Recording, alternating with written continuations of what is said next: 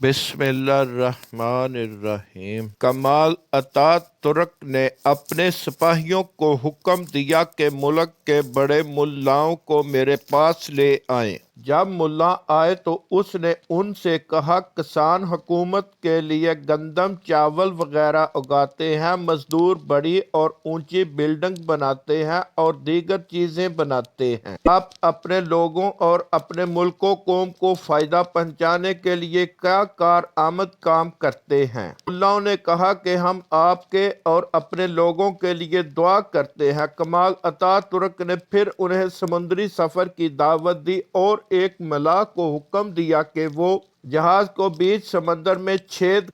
समंदर के बीचों बीच मुल्लाओं ने जब जहाज में सुराख देखा और जहाज में पानी भरता देखा तो वो सीखने लगे। कश्ती के निगहबानों ने मुल्लाओं से कहा कि वो दुआ करें ताकि जहाज में सुराख बंद हो जाए। मुल्लाओं ने गुस्से में आकर बुलंद आवाज से जवाब दिया कि कभी दुआ से भी सुराख बंद हुआ? तो मुल्लाहों ने कहा, इस पानी को हमें जहाज से निकालना होगा वरना हम सब मारे जाएंगे। कश्ती के मलाहों ने कुछ बाल्टियां मुल्लाओं के हाथों में थमा दी और कहा कि वो लगातार पानी निकालते रहे। मुल्लाओं ने बगैर रुके जहाज से पानी निकालना शुरू कर दिया। मुल्लाहों ने जहाज को वापस मोड़ा और तेज रफ्तारी से साहिल पर पहुंचा दिया।